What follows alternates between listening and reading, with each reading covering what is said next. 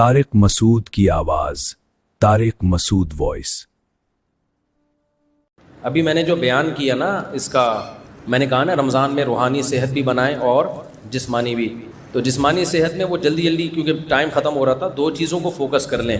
باہر کی چیزیں چھوڑ دیں آپ، جن میں خاص طور پر چینی اور کوکنگ آئل، ان دو چیزوں کو کیا کر دیں، اپنی ڈکشنری سے نکال دیں۔ اب کوکنگ آئل نہیں کھائیں گے تو کیا کھائیں گے؟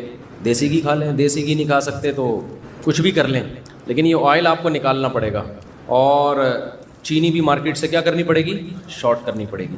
تو اب یہ خود آپ نے پلاننگ کرنی ہے کیسے ہوگا یہ، لیکن آپ کی زندگی بن جائے گی، اتنا سکون ملے گا نا، چند دن ٹینشن ہوگی آپ کو۔ دوسری بات یہ کہ روٹی چاول بھی کم کریں، کیونکہ روٹی میں بھی بہت زیادہ کارب ہوتا ہے، نشاستہ ہوتا ہے۔ آج کل کی روٹی یہ وہ روٹی نہیں ہے جو آپ کے ابا دادا کھایا کرتے تھے، یہ وہ والی گندم نہیں ہے، اس میں بہت زیادہ چینجنگ ہو چکی ہے۔ اب جو بیج گندم کا ہے نا، یہ وہ والا گندم نہیں ہے۔ پہلے گندم کی روٹی میں کارب کم ہوتا تھا اور دیگر چیزیں زیادہ ہوتی تھیں، اب وہ ایسا بنا دیا ہے کہ جیسے فارمی مرغی ہے نا، 6 مہینے میں سب کچھ، تو گندم بھی ایسا ہی ہے۔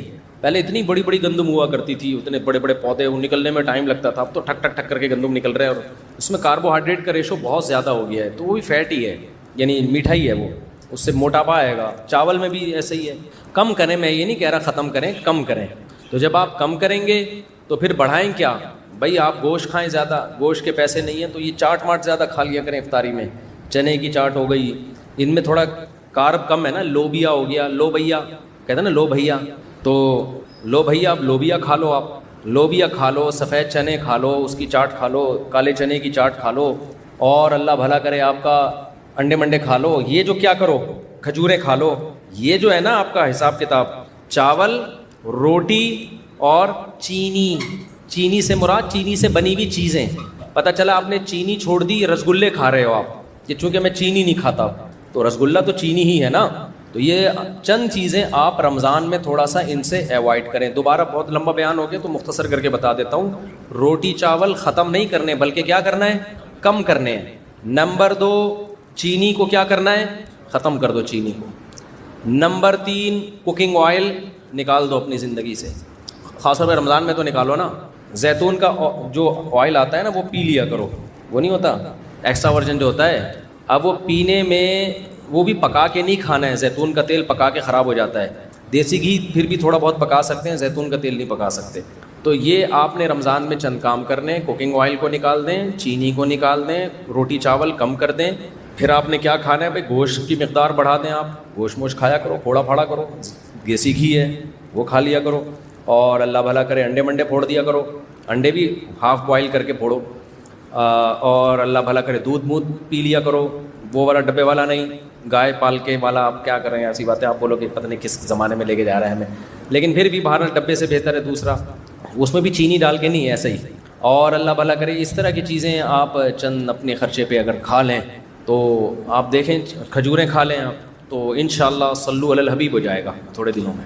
آپ خود بولو گے یار مفتی صاحب ہٹو بچوں، ہو گیا۔ ٹینشن ہوگی چند دنوں تک، دماغ ایسے للچائے گا نا، جب کسی کو بریانیاں پھوڑتا ہوا دیکھو گے آپ کا دل چاہے گا میں کھا جاؤں بس۔ لیکن تھوڑے دنوں میں آپ کو جب اچھا کھانے کی عادت پڑ جائے گی تو پھر کیا ہوگا کہ آپ کو جب دماغی مینٹلی صحت، جسمانی صحت اچھی ہوگی نا، تو پھر آپ کو اچھی خوراکوں میں مزہ آنا شروع ہو جائے۔ کبھی کبھار پھوڑو بریانی تو کراچی کا ایک سوغات ہے، کون چھوڑ سکتا ہے، کبھی کبھار۔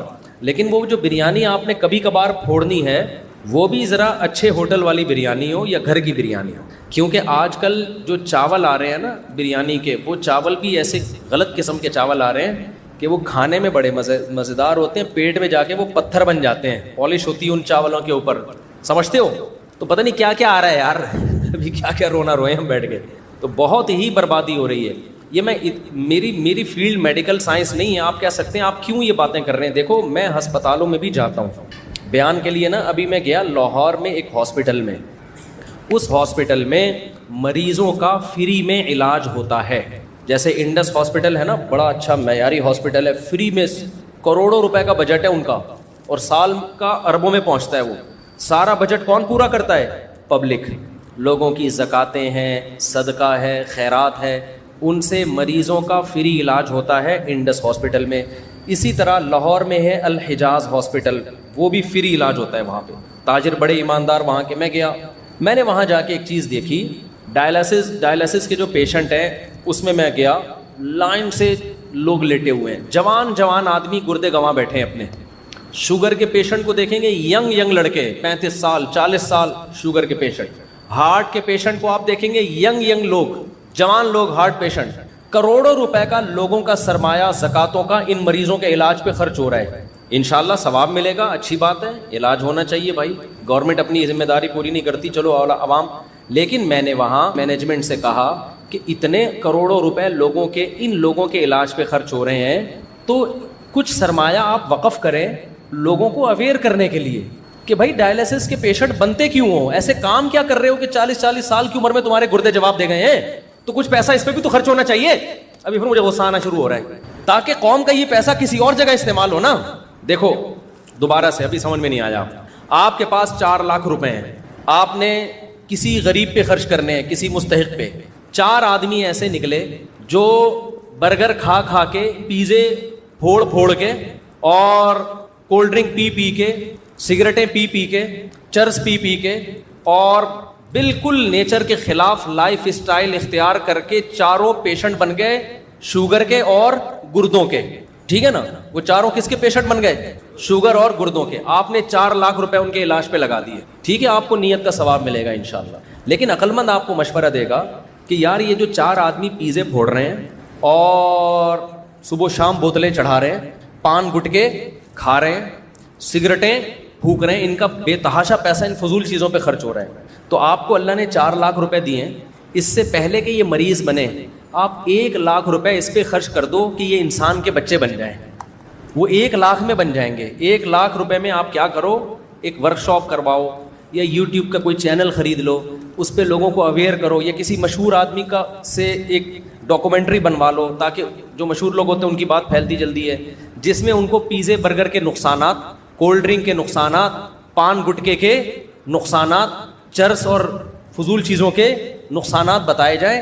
تو 1 لاکھ روپے میں ان کی کھوپڑی میں یہ بات بیٹھ جائے گی کہ ہمیں یہ فضول چیزیں نہیں کھانی چاہیے. کھانے کی چیزیں ہمارے کیا ہیں؟ کھجور کھاؤ میرے بھائی, شہد کھاؤ, اور اللہ بھلا کرے آپ کا روٹی چاول پہ کنٹرول کرو, تھوڑا کم کھاؤ, ایکسرسائز کرو, ورزش کا بہت بڑا دخل ہے, روزے رکھو. وہ 1 لاکھ میں کیا ہوگا کہ قوم کا بہت بڑا سرمایہ بھی بچ جائے گا, اور لوگ ڈائلسس پیشنٹ بنیں گے ہی نہیں. اب سمجھ میں آیا میں کیا کہنا چاہ رہا ہوں؟ تو دیکھو, غریب کی خدمت صرف یہ نہیں ہے کہ جو ڈائلسس پیشنٹ ہیں یا شوگر کے پیشنٹ ہیں یا جو ہارٹ پیشنٹ ہیں, زکاتوں سے ان کا علاج کراؤ. اس سے بڑی خدمت یہ ہے کہ آپ پہلے سے ان کو گائیڈ کرو, اویئر کرو, تاکہ وہ ایسے پیشنٹ بنے ہی نہیں. آپ آئی سمجھ میں بات کی نہیں آئی ہے؟ تو یہ بھی مذہب کا ٹاپک ہے یا نہیں ہے؟ میں آپ کو ترغیب دوں کہ ڈائلسس کے پیشنٹ پہ آپ زکاتیں خرچ کریں, آپ کو بہت ثواب ملے گا. ٹھیک ہے, یہ بھی میرا موضوع ہے. اس سے زیادہ میں اس کو فوکس نہیں کروں کہ یار لوگوں کو اویئر کرو تاکہ وہ ڈائلسس پہ جائیں نہیں نا, گردے بچا کے رکھیں اپنے. لیکن کوئی مولوی اس پہ بات کرے گا تو لوگ کہیں گے یار ہم سے نماز روزہ سننے کے لیے آئے اور یہ کیسی باتیں کر رہا ہے. تو بھائی بات وہی کر رہا ہے, زکات کا مقصد غریبوں کی مدد ہے یا نہیں ہے؟ تو غریبوں کی مدد اس زکات دینے میں اتنی نہیں ہے جتنا ان سے کولڈ ڈرنک, پان گٹکے اور سگریٹ چھڑوانے میں ہے. اور یہ تو صرف غریبوں کی نہیں, امیروں کی بھی مدد ہے. جب بستر پہ لیٹو گے نا جا کے, امیر ہو یا غریب, دن میں تارے نظر آ جائیں گے جب آپ کو ڈائلسس شروع ہوگا آپ کا. اللہ بچائے سب کو. ایک بیماری وہ ہوتی ہے جو قدرت کی طرف سے ہو, وہ پیغمبروں کو بھی ہوتی ہے. پیغمبروں کو بیماریاں کسی بد پرہیزی کی وجہ سے نہیں ہوتی, وہ قدرت کی طرف سے ہوتی ہے. جیسے کہ ابراہیم علیہ السلام نے فرمایا وَإِذَا مَرِضْتُ فَهُوَ يَشْفِينِ, جب میں بیمار ہوتا ہوں تو میرا اللہ مجھے شفا دیتا ہے. تو کیا آپ سمجھتے ہیں کہ ابراہیم علیہ السلام معاذ اللہ اپنی کسی کوتاہی کی وجہ سے بیمار ہوتے ہوں گے, بد پرہیزی کی وجہ سے؟ نا نا نا نا, وہ قدرت کی طرف سے. وائرل پھیلتا ہے, ابھی کراچی میں پھیلا ہوا ہے نا, سب کے گلے خراب, سب بخار میں. تو یہ ویسے ہی ہے, یا آپ اچھا بھی کھا لیں تو بھی ہوگا, کیونکہ اس کا تعلق گٹر کے ڈھکنوں سے ہے, اس کا آپ کی خوراک سے نہیں, اور ڈھکن ہمارے قابو میں نہیں ہے. جب تک گٹروں کے ڈھکن کھلے رہیں گے وہاں سے مختلف چیزیں پھیلتی رہیں گی. سمجھتے ہو؟ اور یہ شکر ہے گٹر میں ڈھکن نہیں ہے, کیونکہ اگر ڈھکن ہوتے نا تو جس دن ہٹتا اسی دن سارے ایک دم وائرس نکل کے آ جاتے. ابھی آہستہ آہستہ تھوڑے تھوڑے نکل کے پھیلتے رہتے ہیں. اس کا کراچی میں فائدہ ہو رہا ہے. تو ایک بیماری وہ ہوتی ہے جو کس کی طرف سے ہو؟ قدرت کی. وہ کچھ بھی ہو سکتا ہے بھائی, وہ بزرگوں کو بھی ہوتی ہے, وہ پیغمبروں کو بھی ہوتی ہے. آج کل جو زیادہ تر بیماریاں ہیں وہ آپ کی اپنی حماقتوں کی وجہ سے ہو رہی ہیں. آپ اپنے باپ دادا کو دیکھو یار, 90 سال 95 سال 85 سال, ہم تو جنازے دادیوں نانیوں کے دادوں نانوں کے پڑھتے تھے, اب تو کسی دادے کا جنازہ ہی نہیں آ رہا. 60 سال 65 سال 60 سال 65 سال 60 سال 65 سال. کل میں نے ایک جنازہ پڑھایا, اچانک ایک خاتون کا انتقال ہو گیا. وہ بیچارے بھائی, ان کے اولادیں بہت رو رہی, اتنی ایج نہیں تھی ان کی, کہہ رہے ہیں بیٹھے بیٹھے ہارٹ اٹیک ہوا ہے, بیٹھے بیٹھے ہارٹ اٹیک ہو رہے ہیں, بیٹھے بیٹھے گردے خراب ہو رہے ہیں, بیٹھے بیٹھے جناب برین ہیمریج ہو رہا ہے, اور کم عمر لوگوں کو ہو رہا ہے یہ. تو آپ زکاتوں سے غریبوں کا یقیناً علاج کریں, آپ صدقات و خیرات سے غریبوں کا یقیناً علاج کریں, لیکن مالداروں کو چاہیے کہ کچھ پیسہ وہ وقف کر دیں لوگوں کو اویئر کرنے کے لیے کہ تمام دوائیں بچوں کی پہنچ سے دور کیسے رکھی جاتی ہیں. لائف اسٹائل کو چینج کرنا پڑے گا. اس کے لیے ہمارے ہاں نہ حکومتی سطح پہ کوئی محنت ہو رہی ہے, نہ ڈاکٹر حضرات اس پہ کوئی لوگوں کو اویئر کر رہے ہیں. چند ڈاکٹروں کے علاوہ ڈاکٹر صاحب بھی کلینک کھول کے بیٹھے ہوتے ہیں, انجیکشن ہاتھ میں لے کے بیٹھے ہوتے ہیں, جو آ رہا ہے بخار آ رہا ہے ٹھوک دیا ٹیکا, دوسرا آیا ٹھوک دیا ٹیکا, اس کو میڈیسن لکھ کے دے دی, نوٹ بھی مل رہے ہیں, چھپ رہے ہیں. ٹھیک ہے, ہم اس کو, وہ آپ کی فیلڈ ہے, آپ زیادہ بہتر جانتے ہیں, لیکن ڈاکٹروں کو چاہیے کہ بھائی لوگوں کو آپ باقاعدہ ورکشاپ کروائیے, جو سنجیدہ ماہر ڈاکٹر ہیں, جو ایکسپرٹ ہیں.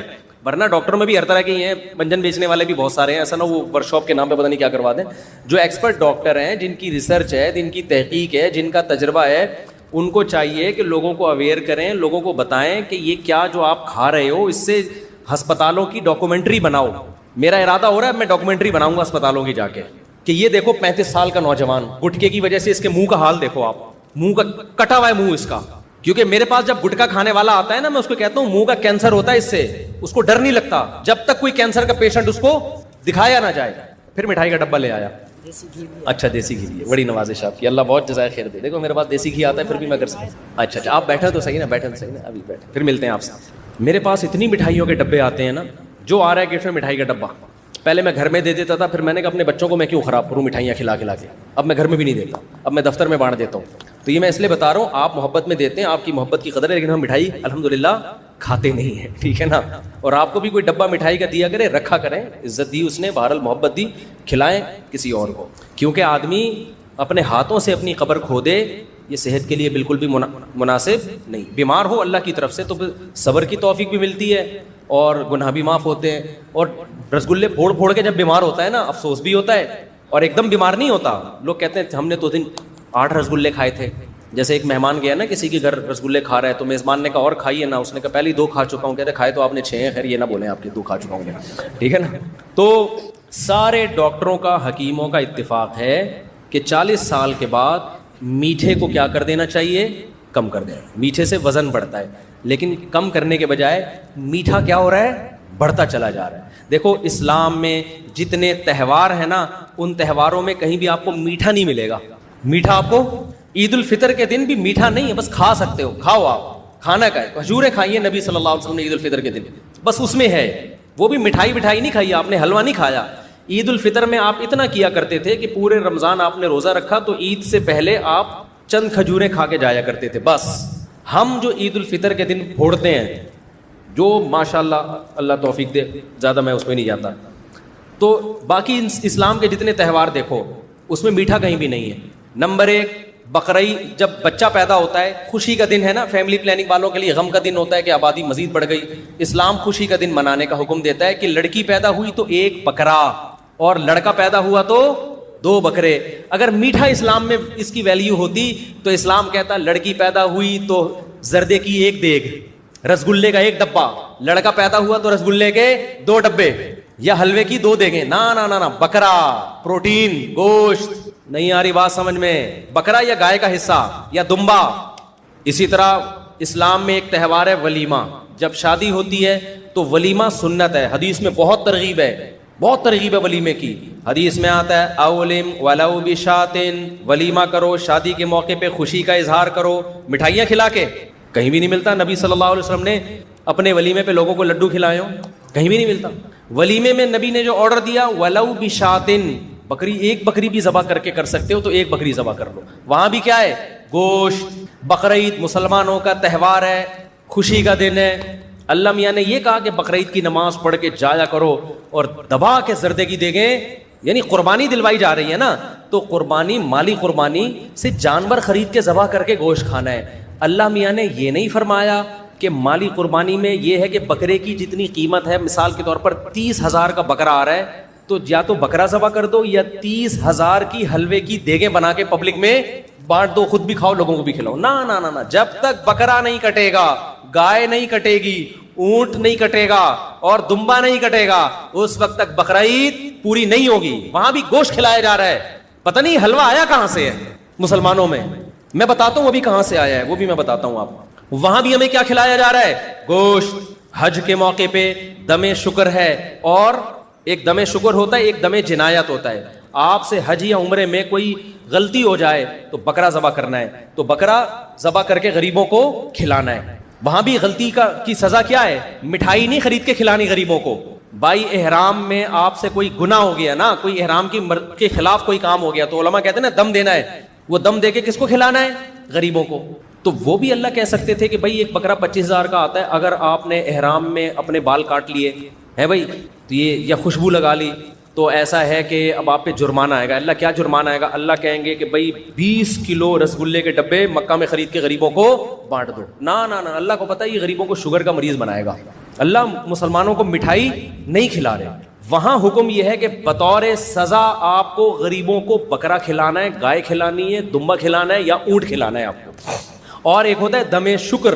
دم شکر کا مطلب حج تمتع، آپ نے ایک ہی سفر میں عمرہ بھی کر لیا اور حج بھی کر لیا، اس پہ بھی دم ہے، لیکن یہ دم شکر کا ہے نا، نعمت کے طور پر، تو یہ خود کھاؤ۔ اب اللہ کہتے ہیں آپ نے چونکہ ایک ہی سفر میں حج بھی کر لیا، عمرہ بھی کر لیا، اس خوشی میں آپ میری طرف سے بکرا کاٹو اور میری طرف سے اب آپ کی دعوت ہے۔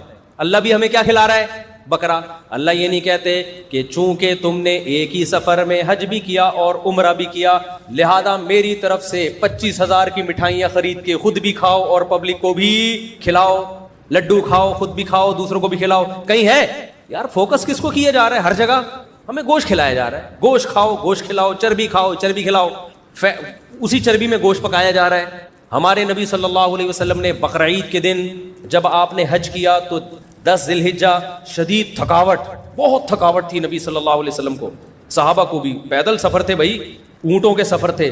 تو جس دن حج کا دن تھا آپ نے فرمایا الیس ھذا یوم النحر، کیا یہ قربانی کا دن نہیں ہے؟ صحابہ نے کہا ہاں، شدید بھوک ہے۔ جب حج کرتا ہے نا انسان تو بھوک کا پتہ چلتا ہے اس کو اور پھر کھانے کی طلب ہوتی ہے۔ ہمارے نبی صلی اللہ علیہ وسلم نے فرمایا کہ یہ نہر کا دن ہے نا، صحابہ نے کہا عید کا دن ہے، تو آپ نے کیا صحابہ کو حکم دیا کہ اونٹ نہر کیے جائیں، اونٹ نہر کیے گئے، ہر اونٹ کا تھوڑا تھوڑا گوشت جمع کیا گیا، اس کا شوربہ بنایا گیا، اس کو آپ صلی اللہ علیہ وسلم نے پیا۔ ہم کیا کرتے ہیں بقرعید، ہم ایسی سفر میں تھکاوٹ میں ہو، شدید بھوک پیاس لگ رہی ہو، ہم فوراً کہتے ہیں جا بھائی 3 گولے گنڈے لے کر آ میرے لیے، ایسا کر ذرا روح افزا کا ٹائٹ سا شربت بنا کے میرے لیے بولو لے کر، یار آج کوئی دل پسند کی مٹھائی ہو جائے، یار بہت بھوک لگ رہی ہے، یار بہت بھوک لگ رہی ہے، آج کیا ہو جائے، آج تو 8-10 کلو مٹھائی کھا جاؤں گا میں، یار ایسا کر آج گجریلا لے کر آ، یار گاجر کا حلوہ کھلا دے، بہت بھوک لگ رہی ہے۔ ہمارے نبی کو جب شدید بھوک لگی کھجوریں بھی کھائیں، کھجور کے میٹھے میں اور چینی کے میٹھے میں بہت فرق ہے، خوب سمجھ لو، دونوں میں بڑا فرق ہے، کھجوریں کھا لیں آپ۔ تو ہمارے نبی نے چونکہ تہوار کا موقع ہے نا بقرعید، تو بڑی نفیس چیز کھائی جائے گی، تو وہاں تو کھجور بھی نہیں بلکہ گوشت کھایا جا رہا ہے، سمجھتے ہو کہ نہیں سمجھتے ہو؟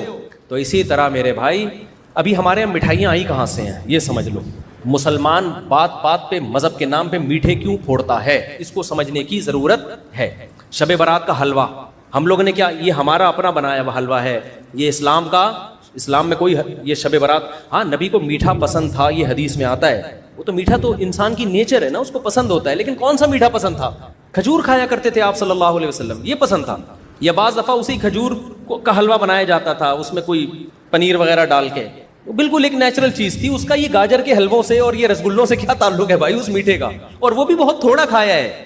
ہمارے نبی کی جو صفت تھی پچھلی کتابوں میں، آسمانی کتابوں میں، گوشت کھانے والے پیغمبر ہوں گے، گوشت کھانے والے، یہ علامت تھی، کیونکہ انسان 2 قسم کے ہر دور میں رہے ہیں، ویجیٹیرین اور گوشت خور، تو ہمارے نبی کی علامت کیا تھی؟ یہ ویجیٹیرین نہیں ہوں گے، یہ کیا ہوں گے؟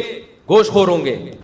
تو اب میں آپ کو بتاؤں یہ مسلمانوں میں لڈو آئے کہاں سے ہیں، رسگلے اور لڈو بولو آئے کہاں سے؟ ہر بات، ہر ہونا تو یہ چاہیے تھا جب بھی خوشی کا موقع ہو, آپ کا بچہ پاس ہو گیا, یہ بکرا کھائیے, آئیے یہ لیگ پیس آپ کے لیے, میرے بچے کے نمبر اچھے آئے, یہ ہونا چاہیے تھا نا بھائی. اسلام کے مزاج کے حساب سے یہ ہونا چاہیے تھا نا بھائی. میری شادی ہو گئی ہے تو یہ دمبا میری طرف سے, آپ آ نہیں سکتے دعوت میں, یہ دمبے کی چانپیں میں آپ کو ڈبے میں پیک کر کے بھیج رہا ہوں.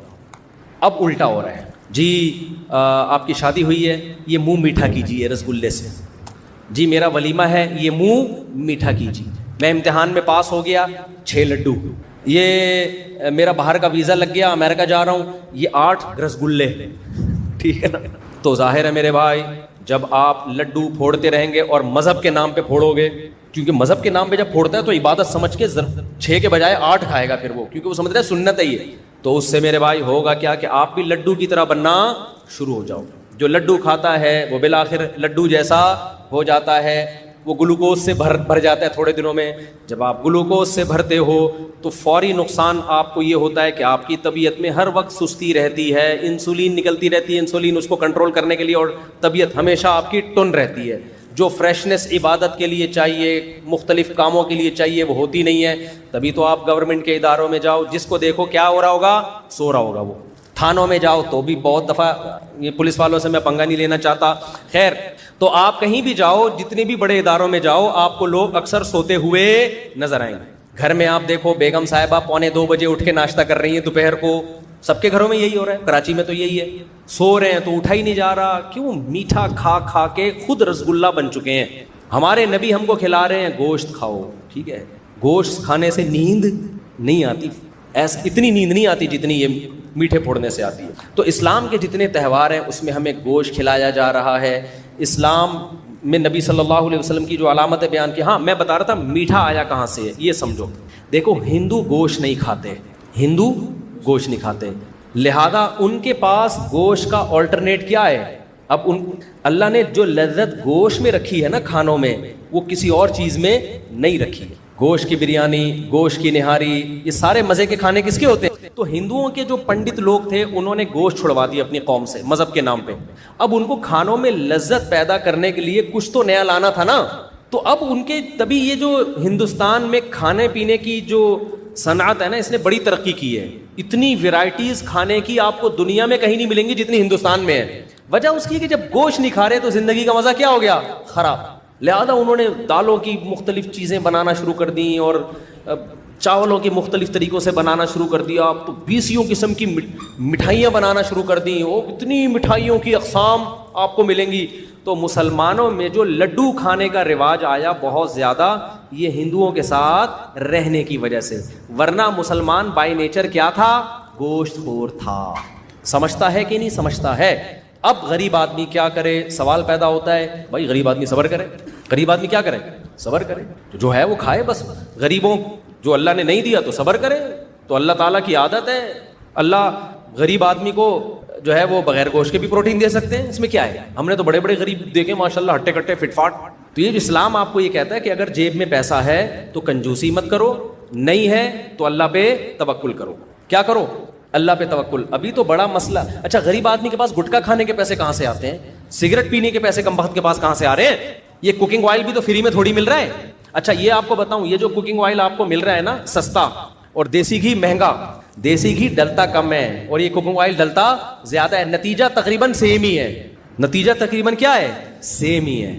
اور غریب آدمی کے لیے بکری پالنا زیادہ آسان ہے. آپ پال لو, وہ تو ادھر ادھر سے کھا پی کے اپنا گزارا کر لیتی ہے. خیر اب میں امیر غریب کی بات کی طرف نہیں جا رہا. میں تو کہہ رہا ہوں چلو غریب آدمی صبر کرے, لیکن جس کو اللہ نے پیسہ دیا ہے وہ تو اپنے ہاتھوں سے اپنی قبر خود مت کھودے. وہ تو کم از کم تھوڑا سا خیال کرے. تو جتنا زکوٰۃ کا پیسہ غریبوں کے علاج پہ خرچ ہو رہا ہے, صدقات و خیرات کا پیسہ, تو میں لوگوں سے کہتا ہوں, ڈاکٹروں سے کہتا ہوں یا تاجروں سے کہتا ہوں کہ بھائی لوگوں کو اویئر کرو کہ آپ جوانی میں بیمار ہو کیوں رہے ہیں. میڈیکل سائنس یہ کہتی ہے, میں نے ڈاکٹروں سے سنا ہے کہ جو ہارٹ اٹیک ہوتا ہے نا, یہ اچانک ہمیں لگتا ہے کہ اچانک ہو گیا, ہوتا یہ اچانک نہیں ہے.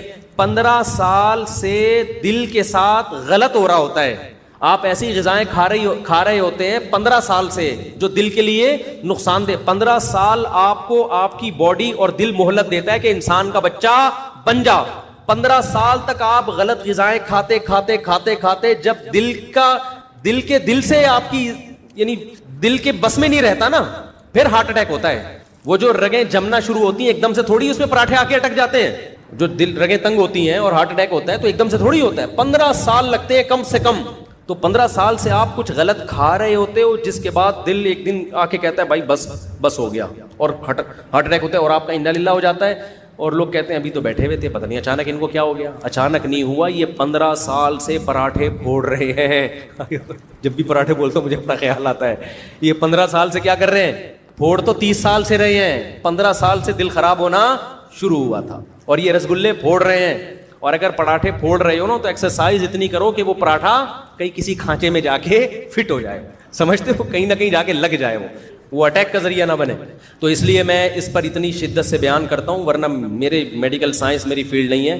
تو اب چونکہ رمضان میں آپ اپنی صحت کو مینٹین رکھ سکتے ہیں, تو اس لیے ایسے کام مت کریں کہ مالداروں کا پیسہ آپ کے ڈائلیسس میں خرچ ہو. کوشش کریں اپنے گردوں کو بچائیں. قوم پہلے ہی بہت غریب ہے, پہلے ہی قوم پہ بہت بوجھ ہے, تو جب یہ ڈائلیسس کے پیشنٹ ہی کم ہوں گے تو جو مالدار خرچ کرنا چاہتے ہیں ان کے پاس اور بہت سارے مصارف آ جائیں گے جہاں وہ خرچ کریں گے. تو میرا اپنا بھی ارادہ ہے کہ میں ڈاکٹروں کو لا کے, جو اچھے ایکسپرٹ حکیم ہیں یا ڈاکٹرز ہیں, ان کو لا کے لوگوں کو اویئر کروں. ابھی ہم نے ڈاکٹر خرم صاحب جو لندن میں ہوتے ہیں ان کا انٹرویو لیا ہے پوڈ کاسٹ, وہ بھی انشاءاللہ بھی شائع ہوگا, کینسر کے بارے میں, کہ وہ بہت سی بے احتیاطیاں ہوتی ہیں جن سے آپ کو کینسر ہو جاتا ہے.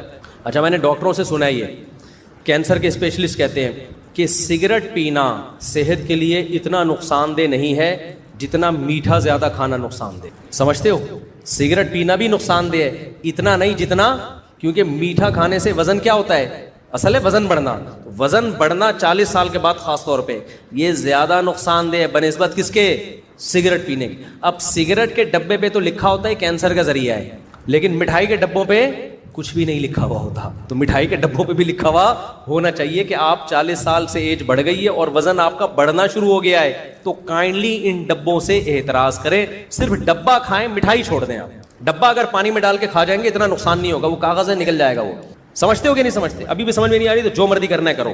جب پڑے ہوئے ہو گئے نا پھر بولے کہ یہ ہو کیا گیا ہمارے ساتھ. کائنڈلی بھائی یہ جلدی والے مسائل نمٹا دوں میں. رمضان میں بغیر داڑھی والے حفاظ کرام تراویح پڑھاتے ہیں, ان کے پیچھے جماعت کا کیا حکم ہے؟ دیکھو, داڑھی رکھنا فرض ہے, رسول اللہ صلی اللہ علیہ وسلم کا آرڈر ہے, اعفوا اللحى وقصوا الشوارب, داڑیاں بڑھاؤ, خالف الیہود والنصارى, یہود و نصارہ کی مخالفت کرو. تمام پیغمبروں نے داڑیاں رکھی ہیں, بڑھائی ہیں, صرف رکھنا خشخشی داڑھی جسے کہتے ہیں وہ کافی نہیں ہے. تورات میں اللہ تعالیٰ کا حکم آج بھی موجود ہے کہ اللہ تعالیٰ نے موسیٰ علیہ السلام کو کوہ طور پہ بلا کے حکم دیا کہ اپنی قوم سے کہہ دو کہ داڑھی مت کٹانا. یہی وجہ ہے کہ آج یہودی بھی لمبی لمبی داڑیاں رکھتے ہیں. ہمارے نام نہاد مذہبی اسکالرز جو آج لبرل قسم کے اسکالرز آ رہے ہیں, ان کو یہودیوں سے عبرت حاصل کر لینی چاہیے کہ ہزاروں سال پرانا مذہب ہے, یہودی نے اب بھی اپنی داڑھی نہیں چھوڑی. ان کے مذہبی اسکالر کہتے ہیں بڑھانی پڑے گی آپ کو, اب تک تحریف نہیں کی. اور ہمارے آج کے اسکالرز کیا کہہ رہے ہیں ایکچولی وہ تو اس دور کا کلچر تھا تو نبی نے حکم دے دیا, ایکچولی یہ کوئی اسلام کا اس سے تعلق نہیں ہے. ایسا بالکل بھی نہیں ہے. اللہ تعالیٰ نے مرد اور عورت میں فرق کے لیے بہت ساری چیزیں رکھی ہیں, ان میں بہت بڑا فرق جو ایک ظاہری گیٹ اپ کا ہے وہ کس کا ہے, داڑھی کا ہے. اس لیے آپ خدا کے حکم کو چینج کرنے کی کوشش نہ کریں. زمانہ تبدیل ہوگا, اسلام تبدیل نہیں ہو سکتا. تو یہ اللہ کا حکم ہے, اور یہ ایسا گناہ ہے جو 24 گھنٹے آپ کے ساتھ لگا ہوا ہے اگر آپ کاٹتے ہو. اگر آپ سے نہیں رکھی جا رہی, توبہ استغفار کر کے اللہ سے توفیق مانگو. آج بعض مذہبی اسکالرز کے ساتھ مسئلہ یہ ہے کہ ان کو فیمس ہونے کا شوق بھی ہے لیکن شریعت کے احکام کو فالو نہیں کرتے, نتیجتاً شریعت کا حکم ہی چینج کر دیتے ہیں. تو ایسا نہیں ہے. تمام پیغمبروں کی داڑیاں تھیں, تمام صحابہ کی داڑیاں تھیں, علماء, صلحاء, محدثین, فقہاء, کوئی ایک بھی نہیں دکھا سکتے ماضی میں جو داڑھی چھوٹی کرتے ہوں. اس لیے داڑھی بڑھانے کا حکم ہے, کم سے کم اس کی مقدار 1 مشت ہے, کم سے کم چاروں طرف سے 1 مٹھی. اور خط بھی ایسے ایسے بنا رہے ہیں عجیب عجیب قسم کے, جیسے کپ رکھ کے نا کاٹ دیا. ایسا نہیں کرو یار, جو نیچرل اللہ نے آپ کو جو جس طرح کی داڑھی دی ہے اسی طرح کی رکھ لو, وہ زیادہ خوبصورت لگے گی.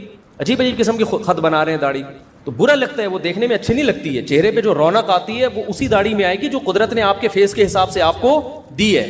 فلا یغیرن خلق اللہ, قرآن کہتا ہے نا کہ ہم, شیطان نے قسم اٹھائی تھی کہ اللہ میں ان سے تیری تخلیق چینج کرواؤں گا, میں جس فطرت پہ تو نے پیدا کیا.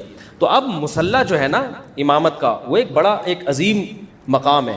تو مصلی پہ ایسے شخص کو کھڑا کریں, کم از کم ڈریسنگ اس کی شریعت کے مطابق ہو. ڈسکو قسم کے ملا بھی آ رہے ہیں, حافظ ہمارے محلے میں ایک بچے نے حفظ کیا لیکن سارا دن فلمیں دیکھتا تھا, ڈرامے دیکھتا تھا, ڈبو پہ اسنوکر پہ لگا رہتا تھا, اور کیا ہوتا ہے رمضان میں نا سر پہ ٹوپی پہن کے مصلی پہ آ کے کھڑا ہو جاتا. اچھا تراویح پڑھنے کے بعد پھر اسنوکر کلب جاتا, پھر فلمیں دیکھ رہا ہے, ڈرامے دیکھ رہا ہے, میوزک بھی سنتا ہے, داڑھی بھی کاٹتا تھا. تو ہم نے کہا بھائی یہ ہو کیا رہا ہے مارکیٹ میں؟ تو لوگوں نے کہا یہ ڈسکو ملا ہے. یہ کیا ہے؟ ڈسکو ملا. تو بھائی آپ ایسے بندے کو چاہیے اپنا قرآن اگر کمپلیٹ کرنا ہے گھر میں کر لو بھائی. مسجد ایک اجتماعی جگہ ہے مسلمانوں کی, ایک اس کی عظمت ہوتی ہے. مصلی پہ جب کوئی کھڑا ہوتا ہے ہمیں اندر کا تو نہیں پتا کس کے دل میں کیا ہے, چھپ کے کون کیا کر رہا ہے. ظاہری گیٹ اپ تو کم از کم ٹھیک ہونا چاہیے نا. سمجھ میں آ رہی ہے بات کہ نہیں آ رہی؟ ظاہری گیٹ اپ تو ایسا نہ ہو کہ یہاں سے جا کے سنوکر کلب میں وہاں جا کے فلم دیکھ رہا ہے, وہاں جا کے یہ کر رہا ہے, ساری دنیا کہہ رہی ہے بھائی یہ بندہ ہے کیا ہے یہ. تو ظاہری گیٹ اپ کم از کم حافظ قرآن کا جو مسجد میں تراویح پڑھا رہا ہے اس کا شریعت کے کسی کبیرہ علانیہ گناہ میں مبتلا نہ ہو. کبیرہ گناہ اور کھلے عام اس میں مبتلا نہ ہو. اگر ہے تو آپ کو چاہیے کہ آپ اس کو ہٹا دیں وہاں سے, اگر ہٹانے کی قدرت ہے. نہیں ہے تو پھر کوئی ایسی جگہ نماز پڑھیں جو امام کوئی ڈھنگ کا ہی آدمی ہو, کیونکہ امام کا تقوی اور اس کی للہیت کا اثر پڑتا ہے مقتدیوں کے اوپر. امام نیک پرہیزگار ہوگا, اس کے پیچھے نماز کی الگ برکتیں ہوں گی. تراویح کوئی چھوٹی موٹی نماز نہیں ہے, اچھی خاصی ٹینشن ہے, لمبی نماز ہے. تو آپ کسی فاسق آدمی کے پیچھے پڑھ کر اس کی برکتوں سے کیوں محروم ہونا چاہتے ہو بھائی آپ؟ تو کوشش کیا کریں, ہمت کریں, جو امام پراپر داڑھی ہو, شریعت کے مطابق اس کا لباس ہو, کسی کبیرہ علانیہ گناہ میں مبتلا نہ ہو, اس کو مسجد کا امام بنائیں اور تراویح اسی کے پیچھے پڑھیں آپ. نابالغ بچوں کے پیچھے تراویح کا کیا حکم ہے؟ چھوٹا بچہ تراویح میں قرآن سن تو سکتا ہے لیکن نابالغ بچہ قرآن پڑھا نہیں سکتا بالغوں کو. نابالغ بچے نے قرآن اگر حفظ کر لیا ہے تو گھر میں وہ بہن بھائیوں کو, چھوٹے نابالغ بچوں کو وہ امامت کرے, وہاں قرآن کمپلیٹ کرے, کیونکہ اس سے قرآن کمپلیٹ کروانا چاہیے رمضان میں. اگر وہ امامت نہیں کرے گا گھر میں تو قرآن بھول جائے گا, لیکن بالغ آدمی اس کے پیچھے نماز نہیں پڑھ سکتا. کن صورتوں میں روزہ چھوڑنا جائز ہے؟ روزہ چھوڑنا صرف 2 صورتوں میں جائز ہے قرآن کے مطابق, ایک سفر میں اور دوسرا بیماری میں. سفر کا مطلب یہ ہے کہ آپ سفر میں داخل ہو چکے ہوں. مثال کے طور پر صبح سحری کے وقت تھا, کراچی ایئرپورٹ پہ تھے, آپ نے جانا ہے امریکہ, کتنا لمبا سفر ہے نا, لیکن سحری کا وقت, آپ کا گھر ہے کراچی میں, سحری کا وقت ختم ہو گیا کراچی ایئرپورٹ پہ, تو ابھی آپ مسافر بنے نہیں ہیں. سفر کی نیت ہے مگر بنے نہیں ہیں, تو آپ کو روزہ رکھنا پڑے گا, کیونکہ آپ مقیم ہیں نا ابھی. تو لوگ کیا کرتے ہیں, چونکہ آج ہم نے امریکہ جانا ہے یا چھانگا مانگا جانا ہے تو ابھی سے روزہ چھوڑ دیا ہم نے. بھائی وہ تو جب آپ جہاز میں بیٹھیں گے, جہاز کراچی کی حدود سے باہر نکلے گا, اس وقت آپ مسافر بنیں گے. جب تک کراچی کی حدود میں ہے, اپنے شہر کی حدود میں ہے, آپ مسافر نہیں بنتے. ابھی مسافر ہونے کا ارادہ, گھر سے نکلنے سے مسافر نہیں بنتا آدمی. اپنے شہر کو تمام مضافات سمیت, شہر اور اس کی جو قریب کی آبادی ہوتی ہے وہ جب تک پوری مکمل ختم نہیں ہو جاتی آپ سفر میں داخل نہیں ہوتے. سمجھتے ہو؟ ہاں, آپ جہاز میں بیٹھ گئے, ابھی سحری کا وقت ہے اور جہاز کراچی کی آبادی سے باہر نکل گیا اور ابھی بھی سحری کا وقت ہے. اب سحری کا وقت جب ختم ہونے والا ہے اس وقت آپ مسافر بن چکے تھے, تو اب آپ روزہ چھوڑ بولو سکتے ہیں. اب آپ کیا کریں گے؟ روزہ چھوڑ سکتے ہیں. اچھا, جب آپ امریکہ کی طرف جا رہے ہیں, بھائی یہ بہت اہم بیان ہے, جو باہر سے لوگ سفر کرتے ہیں نا یورپ امریکہ سے رمضان میں, ان کے لیے بہت امپورٹنٹ بیان ہے. اس پہ کلپ بنا کے نکال دیے کہ لوگ بہت پوچھتے ہیں یہ مسئلہ. اب مسئلہ یہ ہے کہ جو کراچی سے امریکہ جا رہا ہے وہ جا رہا ہے مشرق سے مغرب کی طرف, ایسا ہی ہوتا ہے نا, ایسٹ سے ویسٹ کی طرف سفر کرتا ہے. جو امریکہ سے کراچی آ رہا ہے نا اس کے تو مزے ہوں گے, اس کے کیا ہوں گے؟ مزے ہو جائیں گے. وجہ اس کی یہ ہے کہ سحری کا وقت تھا امریکہ میں, ابھی ختم نہیں ہوا ایئرپورٹ پہ, شریعت کہتی ہے روزہ رکھنا پڑے گا آپ کو. اس نے روزہ رکھ لیا.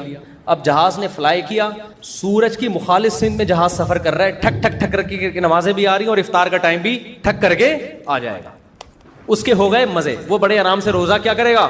رکھ لے گا. دوبارہ سحری کا وقت آ گیا اگر سفر کے دوران, تو روزہ چھوڑ دے, کیونکہ اب سفر میں داخل ہو چکا ہے. اگر چھوڑنا چاہے, بہتر تو یہ کہ رکھے سفر میں بھی, افضل یہی ہے کہ اس زمانے میں رکھ لیے سفر میں. لیکن مسئلہ اس کے لیے ہوتا ہے جو یہاں کراچی ایئرپورٹ پہ تھا, 5:30 فرض کرو سحری کا وقت ختم ہو رہا ہے, اب 5:30 پہ بورڈنگ کا اعلان ہوا, جہاز میں بیٹھنا شروع ہوا, یا جہاز ابھی ٹیک آف کر رہا ہے, ابھی اڑا نہیں ہے, اور سحری کا وقت داخل ہو گیا, تو ابھی یہ مسافر بنا, سحری کا وقت ختم ہو گیا, ابھی یہ مسافر بنا نہیں ہے, اس پہ روزہ رکھنا کیا ہے؟ واجب ہے. روزہ رکھ لیا اس نے. اب ہوگا کیا؟ جہاں جہاں سورج جا رہا ہے جہاز بھی بولو وہیں جا رہا ہے, اس کا روزہ ہو جائے گا بہت لمبا, بعض دفعہ 22 گھنٹے کا روزہ بھی ہو جاتا ہے. تو ایسے میں شرعی حکم یہی ہے کہ آپ کو روزہ رکھنا بول لیں پڑے گا. سمجھتے ہو کہ نہیں سمجھتے؟ بے شک روزہ لمبا ہو گیا, لیکن چونکہ روزہ آپ رکھ چکے ہو, اب اس کو توڑنے کی شرعن اجازت نہیں ہے. اب اس کو کمپلیٹ, سفر میں روزہ توڑنا جائز نہیں ہے سفر کی وجہ سے, چھوڑنا جائز ہے, لیکن وہ چھوڑنا جب ہے جب سفر میں روزہ شروع ہو رہا ہو, توڑنا جائز نہیں ہے. اب روزہ ہو گیا بہت لمبا تو کوئی بات نہیں, اللہ میاں نے آپ کو مختصر روزے بھی تو دکھائے نا, آج تھوڑا سا لمبا ہو گیا, مرو گے نہیں انشاءاللہ. ہاں اگر کوئی شوگر کا پیشنٹ ہے, یا کوئی بوڑھا اتنا کمزور ہے, یا اور کسی وجہ سے کوئی کسی کو واقعی کمزوری ہو گئی ہے, اور وہ 18-20 گھنٹے کے بعد اس کی حالت غیر ہونا شروع. غیر ہونے کا مطلب یہ ہے کہ بیمار ہونے کا خطرہ ہو گیا, بیمار ہونے کا خطرہ, تو پھر وہ روزہ توڑ سکتا ہے. یاد رکھو, بھوک اور پیاس کی شدت کی وجہ سے روزہ توڑنے کی اجازت نہیں ہے, چاہے شدت کم ہو یا شدت زیادہ ہو. بعض لوگ یہ کہتے ہیں مجھ سے بھوک برداشت ہی نہیں ہو رہی تھی, اتنی شدید بھوک لگ رہی تھی. بھائی آپ کو برداشت کرنی پڑے گی جتنی بھی شدید بھوک لگ جائے. بعض لوگ کہتے ہیں اتنی پیاس لگ رہی تھی مفتی صاحب میں نہیں برداشت کر سکتا تھا, 20 گھنٹے 18 گھنٹے سے میں نے پانی نہیں پیا تھا, میں پاگل ہو رہا تھا, میں برداشت نہیں کر سکتا تھا. بھائی آپ کو برداشت کرنا پڑے گا. تو برداشت ہو سکنا یا نہ ہو سکنا شرعی عذر نہیں ہے. شرعی عذر یہ کہ اتنی حالت خراب ہو جائے کہ آپ کو یہ لگے کہ اگر میں نے پانی نہیں پیا تو میں بے ہوش ہو جاؤں گا, یا میں بیمار ہو جاؤں گا, یا میں مر جاؤں گا. ایسی صورت میں روزہ توڑنا پھر صرف جائز ہی نہیں بلکہ واجب ہو جاتا ہے. پھر نہیں توڑیں گے تو گناہ ہوگا. سمجھتے ہو؟ تو روزہ توڑنا یا تو فرض ہے یا حرام ہے, ٹھیک ہے نا. فرض جب ہے جب بیمار ہونے کا تھوڑی موت کا خوف ہو جائے آپ کو, پھر تو فرض ہے. تو اس لیے جو لوگ ٹریولنگ کرتے ہیں نا, وہ اگر سحری کا وقت اپنے علاقے میں ہی شروع ہو گیا ہے, ختم ہو گیا ہے, تو پھر روزہ رکھنا پڑے گا. سحری کا وقت داخل ہو سفر میں تو پھر روزہ آپ چھوڑ سکتے ہیں, لیکن پھر بھی روزہ سفر میں رکھنا وہ نہ رکھنے سے بہتر ہے. ہاں سفر میں اگر ٹینشن کا خطرہ ہے بہت زیادہ تو پھر چھوڑنا بھی زیادہ بہتر ہے. جیسے 22-23 گھنٹے کا روزہ تو بہت ہی لمبا ہو جاتا ہے نا, تو اگر کسی کا سحری کا وقت ہی ختم ہو گیا ایئرپورٹ پہ, اور اس کو پتہ ہے کہ میں کراچی سے امریکہ جا رہا ہوں اور 22-23 گھنٹے کا لمبا روزہ ہو جائے گا, تو پھر مجھے توڑنا نہ پڑ جائے, تو پھر بہتر ہے چھوڑ ہی دے وہ, کیونکہ اللہ نے اجازت دی ہے, پھر اس اجازت سے فائدہ اٹھانا چاہیے. کیا کہہ رہے ہیں بھائی آپ؟ نہیں, یہ کہہ رہے ہیں جہاز میں کراچی آ رہا ہے اور کراچی میں روزے کا ٹائم ہو گیا, جہاز میں نہیں ہوا. تو ایسا نہیں ہے, جہاز میں سورج جب تک غروب نہیں ہوگا نا اس وقت تک روزہ نہیں کھول سکتے. اچھا ایک مسئلہ تو یہ ہو گیا روزے سے متعلق. اگلا سوال بھی اسی جیسا ہے, وہ یہ ہے کہ مزدور حضرات یا سخت محنت کش افراد روزہ کیا چھوڑ سکتے ہیں؟ بہت امپورٹنٹ سوال ہے. دیکھو میں نے بتایا کہ روزہ چھوڑنا 2 صورتوں میں, سفر اور بیماری. مزدور اس میں داخل نہیں, جاب والے لوگ اس میں داخل نہیں ہیں, کیونکہ اس کا کوئی معیار نہیں ہے. صحابہ کے دور میں کوئی مزدور پیشہ تھے, کوئی انویسٹر تھے جو صرف پیسے انویسٹ کرتے تھے, آرام سے رہتے تھے. قرآن نے جب حکم دیا ہے نا کہ تم پر روزے فرض کیے گئے ہیں, تو اس میں مزدور بھی داخل ہیں, ریگستانوں میں کام کرنے والے لوگ بھی داخل ہیں. 2 لوگ مستثنی ہیں, بیمار اور مسافر. تو اس لیے مزدور چاہے کتنی ہی سخت مزدوری کرتا ہو, کوئلے کی کان میں بھی ملازمت کرتا ہو نا, جہاں 1 گھنٹے کے بعد شدید پیاس لگتی ہے, اس کو پھر بھی روزہ رکھنا پڑے گا اگر وہ مسافر نہیں ہے. اب لوگ کہتے ہیں, میں نے پچھلے سال بھی یہ بیان کیا تھا, نیچے کمنٹس میں لوگوں نے بڑا مذاق اڑایا کہ ان مولویوں سے پوچھو کہ تم ذرا کدال ہاتھ میں اٹھا کے کنواں کھودنا شروع کرو مزدوروں کی طرح, پھر روزہ رکھ کے بتاؤ اور پھر یہ فتویٰ دو. یہ خود تو ایئر کنڈیشن روم میں بیٹھے رہتے ہیں اور فتوے مزدوروں کے لیے دے رہے ہیں. سمجھتے ہو؟ یہ طنز لوگوں نے کیا تھا. اول تو ہم 24 گھنٹے ایئر کنڈیشن میں نے اب تک اپنے گھر میں ایئر کنڈیشن نہیں لگایا ہے, جا کے دیکھ لو. یہ جو فضول باتیں ہیں نا کہ ہر وقت ایئر کنڈیشن میں بیٹھے رہتے ہیں اور یہ کرتے رہتے ہیں, تو بغیر یہ ہم دیکھتے ہیں نا, تم گاڑیوں میں جا رہے ہیں, گاڑیوں میں تو سمجھتے ہیں کہ یہ پتہ نہیں کیسے لائف اسٹائل ہوگا ان کا. اچھا لائف اسٹائل ہے الحمدللہ, غریب نہیں ہیں ہم, لیکن اگر بیٹھے بھی رہتے ہوں 24 گھنٹے, مفتی کی ذمہ داری ہے کہ وہ 24 گھنٹے ایئر کنڈیشن میں بیٹھے یا کوئلے کی کان میں بیٹھے, فتویٰ قرآن و سنت کے مطابق دے گا. وہ یہ نہیں دیکھے گا کہ چونکہ میں کدال اٹھا کے اگر گڑھا کھودوں تو مجھ سے نہیں روزہ رکھا جائے گا, تو مزدور بیچارے سے کیسا رکھا جائے گا, لہذا مزدور کو اجازت دے دو. اجازت دینے کے لیے ہمیں کس سے پرمیشن لینی پڑے گی؟ اللہ سے, اور اللہ پرمیشن نہیں دے رہا, نہ مجھے دے رہا ہے نہ مزدور کو دے رہا ہے. اللہ پرمیشن دے رہا ہے مسافر کو, اور کس کو؟ بیمار کو. مسافر بھلے ایئر کنڈیشن میں ہی سفر کر رہا ہو پھر بھی پرمیشن دے رہا ہے اس کو. تو اللہ سے آگے نکلنے کی کوشش مت کرو. اب سوال یہ پیدا ہوتا ہے کہ پھر مزدور کرے کیا؟ بھائی آپ واقعی گرمیوں کے روزے میں ذرا 1 گھنٹہ کنواں کھود کے تو دیکھو نا, گڑھا کھود کے دیکھو دماغ کا دہی بن جائے گا. اس کا جواب یہ ہے کہ مزدور رمضان میں پہلی کوشش یہ کرے کہ رات کے وقت مزدوری کرے. وہ ہم نے ایسے مزدور دیکھے ہیں جو کدال کا کام اور محنت مزدوری کا کام کس میں کرتے ہیں؟ رات. وہ کہتے ہیں بھائی دن میں ہمارے بس میں نہیں, ہمیں روزہ توڑنا پڑ جائے گا, ہم نہیں کریں گے یہ کام. اولین ترجیح اس کو دیں. اور جو مزدوروں سے کام لینے والے ٹھیکیدار ہیں ان پر بھی شرعاً یہ واجب ہے کہ وہ مزدور کا خیال کریں رمضان میں, اس پہ بوجھ ہلکا ڈالیں اور اجرت اس کو پوری دیں. اللہ اس پہ ان کو بہت زیادہ اجر عطا کرے گا. اس پہ برڈن نہ ڈالیں کام کا زیادہ, سخاوت دکھائیں تھوڑی. پھر بھی اگر کسی مزدور کو یہ سہولت نہیں ملتی ہے اور دن ہی میں اس کو مجبوراً کام کرنا پڑ رہا ہے تو روزہ پھر بھی وہ رکھے گا. ہاں یہ بات ضرور ہے کہ جب روزے میں حالت غیر ہو جائے, جیسے کوئلے کی کان میں کوئی جاتا ہے نا, وہ تو آدھا 1 گھنٹے میں ہی حالت غیر ہو جاتی ہے, اس کو تو بار بار پانی چاہیے. تو اتنی حالت جب غیر ہو جائے کہ اس کو ڈر ہو کہ میں نے پانی نہیں پیا تو میں بے ہوش ہو جاؤں گا یا چکرا کے چکر آنا شروع ہو جائیں گے. چکر آنا بھی ایک بیماری ہے. اگر پیاس کی شدت سے آپ کا دماغ گھوم رہا ہے تو پھر یہ بھی بیماری میں آ جاتی ہے. یہ چیز دماغ گھوم رہا ہے, شوگر, خوراک کی کمی سے شوگر لیول ڈاؤن ہو گیا, شوگر کے پیشنٹ کے ساتھ جیسے کہ ہوتا ہے, مرنے کا خطرہ ہو گیا, بیمار ہونے کا خطرہ ہو گیا, تو اب یہ روزہ توڑنے کا شرعی عذر ہے. لہذا ایسی صورت میں وہ روزہ توڑ سکتا ہے. تو ایسا مزدور روز روزہ رکھے گا اور جب حالت غیر ہونے لگے گی تو روز روزہ توڑے گا. اس کو انشاءاللہ کوئی گناہ نہیں ہوگا, کیونکہ ایسے مزدور کے لیے ہمارے پاس روزہ چھوڑنے کی دلیل نہیں ہے, توڑنے کی شرعی دلیل موجود ہے. تو ہم نے اللہ کے حکم کو فالو کرنا ہے. اب لبرل لوگ کہتے ہیں یہ کیا یار, جب توڑنا ہی ہے تو رکھوا کیوں رہے ہو؟ بھائی رکھوا بھی اللہ کے حکم سے رہے ہیں, توڑوا بھی اللہ کے حکم سے رہے. ہم حکم کے پابند ہیں. ایسا اجتہاد کرنا نا مارکیٹ میں کہ جس کا کوئی نص سے سہارا ہی نہ ملتا ہو, یہ اجتہاد آج کل کے نام نہاد اسکالرز کا کام ہے. یہ مفتیان کرام کا کام, مفتیان کرام کا کام نہیں. مفتی آپ کو نصوص بتائے گا کہ بھائی چھوڑنے کی اجازت صرف سفر میں اور بیماری میں ہے, تو چھوڑے گا نہیں, توڑ سکتا ہے لیکن اس کنڈیشن میں آ کے بعد میں پھر سارے روزے قضا کرے. وہ سمجھتے ہو کہ نہیں سمجھتے؟ رکھنے پھر بھی پڑیں گے اگر مسافر نہیں ہے. اول تو مزدور لوگ بہت سارے مسافر بھی ہوتے ہیں, 15 دن سے کم کہیں ٹھہرنے کی انہوں نے نیت کی بھی ہوتی ہے, تو پھر وہ مسافروں کے حکم میں آ جاتے ہیں. اس مسافر ہونے سے فائدہ اٹھائیں.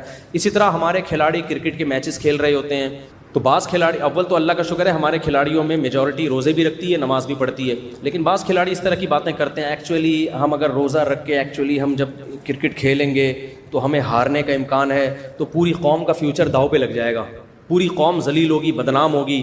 تو ہم قوم کے وسیع تر مفاد میں فی الحال روزہ چھوڑ دیتے ہیں, بعد میں قضا کر لیں گے.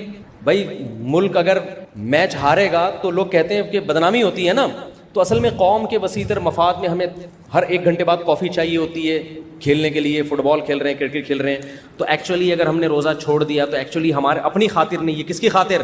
قوم کی خاطر. تو یہ ایسی خاطر ہے کہ اس میں آپ اللہ کو خاطر میں نہیں لا رہے, قوم کو خاطر میں لا رہے ہو. تو رمضان کا روزہ اسلام کا رکن ہے. آپ میچ جیتیں یا ہاریں آپ کو روزہ رکھنا پڑے گا اگر آپ مسافر نہیں ہیں. ہاں کسی شہر میں 15 دن سے کم کی نیت آپ نے کی ہوئی ہے ٹھہرنے کی, پھر آپ مسافر ہیں, پھر آپ چھوڑ سکتے ہیں. لیکن 15 دن اسٹے کی نیت کر لی ہے تو آپ نہ کرکٹ کی وجہ سے, نہ قوم کے وسیع تر مفاد کی وجہ سے, اور نہ کسی اور حکمت سے آپ روزہ چھوڑ سکتے ہیں. سمجھتے ہو کہ نہیں سمجھتے؟ تو یہ کچھ اہم احکام ہیں. اسی طرح میرے بھائی خواتین جو پریگننٹ ہوتی ہیں یا بچے کو فیڈ کرا رہی ہوتی ہیں وہ بھی بڑے آرام سے روزہ چھوڑ دیتی ہیں. اور خواتین میں مشہور ہے کہ پریگننٹ خواتین پہ روزے فرض نہیں ہے, فیڈ کرانے والی عورتوں پہ روزے فرض نہیں ہے. نہ یہاں بھی وہی ہے کہ اگر روزہ چھوڑ کے بیمار ہونے کا غالب گمان ہو تو روزہ چھوڑنے کی اجازت ہے. پریگننسی بذات خود کوئی بیماری نہیں ہے. اسی طرح بچے کو فیڈ کرانے سے خود کے بیمار ہونے یا جو بچے کو فیڈ کرا رہی ہیں خواتین وہ اگر روزہ رکھیں گی تو خود بیمار ہونے کا یا بچے کے بیمار ہونے کا خطرہ ہے تو وہ روزہ چھوڑ سکتی ہیں. ادروائز فیڈ کرانے والی عورت کے لیے بھی روزہ چھوڑنا جائز نہیں ہے. سمجھتے ہو؟ تو اگر خاتون بچے کو فیڈ کرا رہی ہیں ان کو ڈر ہے کہ میں نے روزہ رکھا تو دودھ ہی نہیں آئے گا, بچے کا بیڑا غرق ہو جائے گا, تو ایک الگ مسئلہ ہے. لیکن اگر ایسا خطرہ نہیں ہے تو کچھ کمزوری تو بہرحال ہوتی ہے, اور فیڈ کرانے والی کو زیادہ کمزوری ہوتی ہے. تو یہ ویکنیس یا کمزوری کوئی شرعی عذر نہیں ہے. ایسا تھوڑی ہے کہ روزہ رکھ کے آپ ایک دم ڈولے چھولے بننا شروع ہو جائیں آپ کے, تو کمزوری تو ہوگی نا, روزہ رکھ رہے ہو نا, کھانا پینا چھوڑ رہے ہو. تو اس لیے یہ شرعی آزار ہیں. اس کے علاوہ بس 2 چیزیں یاد رکھیں, بیمار اور مسافر, اور اس میں مرنا بھی داخل ہے. جب ظاہر ہے بیماری کے خوف سے توڑ سکتے ہیں تو موت کے خوف سے تو بدری اولا توڑ سکتے ہیں. کراچی میں آپ کو یاد ہے ایک دن بہت شدید گرمی پڑی تھی تو روزے میں بہت سے لوگوں کے جنازے اٹھے تھے, ان میں لوگ بہت سے فنٹر بننے کی کوشش کی تھی. اب ہیٹ اسٹروک کی وجہ سے وہ مر رہے ہیں, لوگ کہہ رہے ہیں پانی پی لے, وہ کہہ رہے ہیں نہیں خدا کو منہ دکھانا ہے. اور بھائی خدا خود کہہ رہا ہے کہ جان بچا تو پانی پی یار. ہمارے ادھر ایک بڑے نیک آدمی تھے ماشاءاللہ, ان کو بھی پانی کا مسئلہ تھا نا, پانی کی کمی سے ایک دم ان کی طبیعت خراب ہو جاتی تھی. روزہ رکھا ہوا تھا گرمیوں میں, ان کی طبیعت خراب ہوئی, پانی کہہ رہے ہیں پی لو, نہیں. میں نے ان کو لے کر گیا وضو خانے کی طرف, میں نے کہا ان کو نا گن پوائنٹ پہ چھڑکاؤ کرے ان کے اوپر, زبردستی پلایا. تو ایسے موقع پہ اگر مریض خود بھی نہیں پی رہا نا, فنٹر گیری کی کوشش کر رہا ہے, فنٹر بن رہا ہے, تو آپ لوگوں کی ذمہ داری ہے زبردستی اس کے منہ پہ بوتل چڑھا دیں. مرے گا نا تو اس کو تو گناہ ملے گا, آپ کو بھی ملے گا گناہ. تو جان بچانے کے لیے روزہ توڑنا فرض ہے, صرف جائز نہیں ہے بلکہ کیا ہے, فرض ہے. تو یہ اس کا خیال کریں. اگر غلطی سے منہ میں پانی چلا جائے تو روزہ ٹوٹ جائے گا, صرف قضا ہوگی یا کفارہ.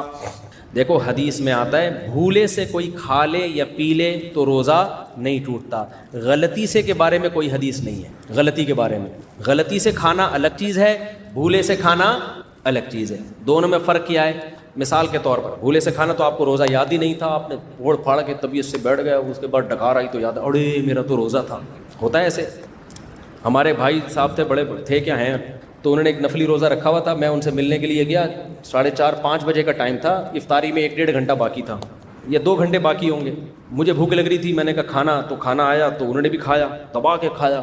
کھانا کھایا, اس کے بعد انہوں نے کڑک سی چائے پی, پانی پیا, چائے پی, اس کے بعد بیٹھ گئے. ایک دم ان کو اڑے میرا تو کیا تھا, روزہ تھا. ہم نے کہا کوئی بات نہیں, کھانا بھی ہو گیا, روزے کا ثواب بھی. اب کچھ نہیں کھاؤ بھائی, اب یاد آ گیا 1 گھنٹے بعد پھر افطاری کر لو یا 1 آدھ کھجور کھا لو, جو بھی کرنا ہے. تو یہ اللہ کی رحمت ہے کہ بھولے سے جتنا مرضی کھا لو, اس سے روزہ نہیں ٹوٹتا. ایک ہوتا ہے غلطی سے کھانا. غلطی سے کھانا کیا ہوتا ہے؟ آپ سمجھے کہ بھائی 6:30 بجے افطاری کا ٹائم ہے, گھڑی آپ کی 6:30 بجا رہی ہے, حالانکہ 6 بج رہے تھے. بچے نے آپ کی گھڑی کی سوئی آگے گھما دی. آپ نے کہا یار مؤذن کا دماغ خراب ہو گیا, اذان ہی نہیں دے رہا, 6:30 کیا 6:45 ہو گئے ہیں, اب تو بسم اللہ ہی وہ اللہم لک صمت پڑھ کے آپ نے شروع کر دیا. تو ایک نوالا بھی پیٹ میں گیا نا آپ کے, تو روزہ آپ کا ٹوٹ گیا, کیونکہ یہ بھولے سے نہیں کھایا آپ نے. روزہ آپ کو یاد ہے, یہ غلطی سے کیا ہے, غلط فہمی ہوئی ہے آپ کو. آپ سمجھے تھے کہ افطاری کا وقت ہو گیا ہے, حالانکہ افطاری کا وقت نہیں ہوا. اس بارے میں کوئی حدیث نہیں ہے کہ اس سے روزہ نہیں ٹوٹتا. اس سے روزہ ٹوٹ جاتا ہے, کیونکہ اس میں آپ کی کسی نہ کسی درجے میں آپ کی کوتاہی ہے. بھولے سے میں آپ کی کوئی کوتاہی نہیں ہے, بھول کی نسبت اللہ کی طرف ہوگی. اس میں آپ کی کوتاہی ہے کہ یار ایک گھڑی میں کیوں, تو 4 گھڑیوں میں دیکھ لیتے نا, گھڑیاں تو آگے پیچھے ہوتی ہیں. اسی طرح بعض دفعہ یہ ہوتا ہے مؤذن صاحب کی گھڑی غلط تھی, انہوں نے اذان دے دی 6 بجے ہی, پورے محلے نے کھا لیا, تو یہاں بھی غلطی سے ٹوٹا ہے, بھولے سے نہیں ٹوٹا. تو غلطی سے ٹوٹنے سے روزہ نہیں ٹوٹتا, اس بارے میں کوئی حدیث نہیں ہے, لہذا اس میں روزہ آپ کا ٹوٹ جائے گا. لیکن چونکہ آپ کی طرف سے جرم نہیں ہوا تو اس روزے کا کفارہ نہیں ہے, صرف قضا ہے. غلطی آپ کی نہیں ہے, گھڑی میں بھی آپ نے جان کر تو نہیں کیا نا, ہو گیا تو کفارہ نہیں ہے. اسی طرح بعض دفعہ آپ کیا کر رہے تھے کہ وضو کر کے آپ کو یاد ہے کہ میرا روزہ ہے, تو منہ بھر کے آپ نے کلی کی, اس میں 2 قطرے آپ کے حلق میں چلے گئے, تو یہ بھولے سے روزہ نہیں ٹوٹا. یہ کیسے ٹوٹا ہے؟ غلطی سے ٹوٹا ہے. یہاں بھی روزہ آپ کا ٹوٹ جائے گا, لیکن کفارہ آپ پہ لازم نہیں ہوگا, کیونکہ آپ نے جان کر پانی نہیں نگلا. سمجھتے ہو کہ نہیں سمجھتے ہو؟ تو اسی طرح سحری کا وقت ختم ہو گیا تھا, آپ سمجھے ختم نہیں ہوا, اور آپ نے 2 پراٹھے مزید پھوڑ لیے. بعد میں دیکھا ابے یہ کیا ہو گیا بھائی, سحری کا وقت تو ختم ہو گیا, آدھا گھنٹہ ہو چکا ہے. تو یہ بھی بھولے سے نہیں ہے بلکہ کیا ہے, غلطی سے ہے, لہذا آپ کا روزہ گیا. سمجھتے ہو؟ تو اس میں قضا لازم ہے, کفارہ لازم نہیں ہے. اب بعض حضرات یہ دلیل دیتے ہیں کہ حدیث میں تو آتا ہے رفیع عن امتی. ہمارے اہل حدیث حضرات کا مسلک یہ ہے کہ غلطی سے بھی اگر کسی نے کھا لیا تو روزہ نہیں ٹوٹے گا اس کا, اور وہ دلیل یہ دیتے ہیں کہ حدیث میں آتا ہے رفیع عن امتی الخطأ والنسیان, میری امت سے بھول اور خطا کو ہٹا لیا گیا ہے. تو یاد رکھو یہاں حدیث کا مطلب ہے بھولے سے اور خطا سے جب کوئی کام کیا جائے تو گناہ نہیں ملتا. اس حدیث کا اس سے تعلق نہیں ہے. یہی وجہ ہے کہ نماز میں آپ بھولے سے, آپ سے کوئی غلطی ہوتی ہے تو بھی سزا میں آپ کو سجدہ سہو کرنا پڑتا ہے. احرام کی حالت میں غلطی سے بھی خوشبو لگا لو گے تو دم آپ کو دینا پڑے گا. تو شرعی حکم نہیں ہوتا, صرف رمضان کے روزے میں الگ سے بھول کی حدیثیں ہیں, اس لیے ہم نے اس کو مستثنا کیا ہے کہ بھولے سے نہیں روزہ ٹوٹے گا. ایک اور مسئلہ ذہن میں رکھیں, اگر رمضان میں غلطی سے روزہ توڑ دیا آپ نے, غلطی سے, تو روزہ تو ٹوٹ جائے گا لیکن اس کو پھر کمپلیٹ بہرحال کرنا پڑے گا آپ کو. یعنی یہ نہیں کہ آپ کے حلق میں غلطی سے پانی چلا گیا تو اب آپ کھانا پینا شروع کر دو. روزے داروں کی طرح اس کو مکمل کرنا ہے, بعد میں ایک روزہ قضا کرنا ہے. اسی طرح یہ بات بھی سمجھ لیں کہ مینسز میں خواتین پہ روزہ رکھنا جائز نہیں ہوتا. اب کسی خاتون نے صبح روزہ رکھا طہارت کی حالت میں, روزے کے دوران مینسز آ گئے تو روزہ ٹوٹ گیا, وہ کھانا پینا شروع کر دیں, روزہ ٹوٹ گیا ان کا, بعد میں قضا بھی کریں. لیکن اگر ایسا ہوا کہ صبح مینسز آ رہے تھے جس کی وجہ سے خاتون نے روزہ چھوڑ دیا, دوپہر دیکھا کہ مینسز آنا بند ہو گئے, غسل کر کے طہارت حاصل کر لی, تو اب روزہ تو نہیں ہوا لیکن شام تک اب کھانا پینا کیا ہو گیا, ناجائز ہو گیا. اب شام تک کھانا پینا اس کے لیے جائز نہیں ہے, روزے داروں کی طرح رہنا پڑے گا. کیونکہ اب قرآن کا جو حکم ہے نا کہ فمن شہید منکم الشہر فلیصمہ, وہ حکم اس عورت کی طرف متوجہ ہو گیا ہے, تو بعد میں قضا بھی کرنی پڑے گی کیونکہ صبح صادق سے کھانا پینا نہیں چھوڑا, اور اس وقت چھوڑنا کیا ہے, لازم ہے, اس کے اوپر روزے داروں کی طرح رہنا پڑے گا. اسی طرح یہ بھی سمجھ لو کہ جب ایک آدمی نے سفر میں روزہ چھوڑا, خوب سمجھ لیں, سفر میں ہو, سحری کا وقت سفر میں آیا, آپ نے روزہ چھوڑ دیا, اجازت دی ہے شریعت نے, اسی دوران آپ اپنے شہر میں داخل ہو گئے, آپ کا روزہ تھا نہیں لیکن آپ شہر میں داخل ہو گئے, تو اب بھی آپ پر کھانے پینے سے رکنا واجب ہو جائے گا. بعض مسافر یہ کرتے ہیں کہ جناب روزہ نہیں تھا, گھر میں آئے, بیگم میں تو سفر میں تھا, اصل میں لاہور سے آ رہا ہوں, جو پکائے لے آؤ. بیگم کہہ رہی ہے سب کا گھر میں روزہ ہے, میں تو مسافر تھا بھائی تھے نا, اب تھوڑی ہو, صحیح ہے. تو بعد میں اس روزے کی قضا بھی کرنی پڑے گی کیونکہ صبح سحری سے نہیں, لیکن جب شہر میں آ گئے تو قرآن کا جو حکم ہے نا کہ کھانا پینا چھوڑ دو, 3 چیزوں سے رکنے کا نام ہے نا صوم, تو وہ حکم آپ کی طرف متوجہ ہو جائے گا. اب آپ کے لیے کھانا پینا جائز نہیں ہوگا. سمجھتے ہو کہ نہیں سمجھتے؟ تو یہ چند مسائل ہیں جن کا لوگ خیال نہیں کرتے. میرا سفر ہے تو یہ مکمل کر لیتا ہوں میں جلدی سے روزے کے متعلق مسائل. جان بوجھ کر روزہ توڑنے کا رواج بڑھتا جا رہا ہے, اس بارے میں کچھ ارشاد فرمائیں. دیکھو, جان بوجھ کر اگر کسی نے, عاقل بالغ لڑکے یا لڑکی نے, بالغ لڑکی کہتے ہیں جس کو مینسز آنا شروع ہو جائے, بالغ لڑکا کہتے ہیں جس کو نائٹ فال شروع ہو جائے, تو یہ بالغ ہو جاتے ہیں. تو جب بالغ ہو گیا اس کے بعد اگر کسی نے رمضان کا روزہ چھوڑا تو کبیرہ گناہ ہے, ایک روزہ قضا کرنا پڑے گا اور ساری زندگی اس روزے کی تلافی اب نہیں ہو سکتی, وہ ثواب کبھی نہیں ملے گا. سال بھر بھی رکھ لے تو کتنا بڑا نقصان کیا نا, لیکن کفارہ نہیں ہے. لیکن اگر روزہ رکھ کے توڑ دیا رمضان کا روزہ تو کفارہ بھی لازم ہے اور الگ سے ایک روزے کی قضا بھی لازم ہے. کفارہ کیا ہے خوب سمجھ لیں, جس نے رمضان کا روزہ جان کر توڑ دیا تو 60 روزے اس کو لگاتار رکھنے پڑیں گے. ایک دن بھی اگر ناغا ہو گیا نا, ایک دن بھی, چاہے بیماری کی وجہ سے ناغا ہوا ہو, تو پھر نئے سرے سے 60 دوبارہ رکھنے پڑیں گے. 59 روزے رکھ لیے تھے, 59 کے بعد طبیعت خراب ہو گئی, ایک روزہ چھوڑ دیا, اب جب رکھے گا تو دوبارہ سے شروع کرے گا وہ ایک روزے سے, تو 60 ڈیز کنٹینیو اس کو روزے رکھنے ہیں. سمجھتے ہو, چاہے مرد ہو یا عورت. البتہ خاتون نے جب 60 روزے رکھے تو بیچ میں مینسز آ گئے تو وہ مینسز والے دن خارج ہو جائیں گے, اس میں روزے نہ رکھے, تو جیسے ہی مینسز ختم ہوتے ہیں فوراً رکھنا شروع کر دے, جتنے باقی رہ گئے تھے وہ کمپلیٹ کر لے. ایک بھی اگر اس نے اضافی ناغا کر لیا نا تو پھر اس کو بھی 60 دوبارہ رکھنے پڑیں گے, تو مینسز کے دن خارج ہوں گے, باقی اس کو بھی 60 روزے کنٹینیو رکھنے پڑیں گے. اب ہوتا یہ ہے کہ ہمارے پاس ایسے نوجوان آتے ہیں, کہتے ہیں مفتی صاحب ہم نے تو جوانی میں بڑے روزے توڑے ہیں, اب ہم کیا کریں, ہم سے تو نہیں رکھے جاتے 60 روزے. تو بھائی آپ غلط کہہ رہے ہو کہ آپ سے نہیں رکھے جاتے, بوڑھے لوگ مستثنا ہیں. بوڑھے لوگ, بوڑھا آدمی جو بہت زیادہ بوڑھا ہو گیا ہو, جس کو شیخ فانی کہا جاتا ہے, بہت ہی بڑھاپا, جو آج کل ویسے ہی نہیں ہوتے, ونس اپون اے ٹائم ایسے بوڑھے ہوا کرتے تھے, اب تو ہوتے ہی نہیں, تو اس کو مستثنا کیا ہے علماء نے قرآن و سنت کی وجہ سے. اچھا میرا بچہ, اللہ بہت جزائے خیر دے, آپ ماشاء اللہ, تصویر لے لو, جلدی سے لے لو, جلدی اسپیڈ کے ساتھ, جلدی ادھر سائڈ پہ آ جاؤ.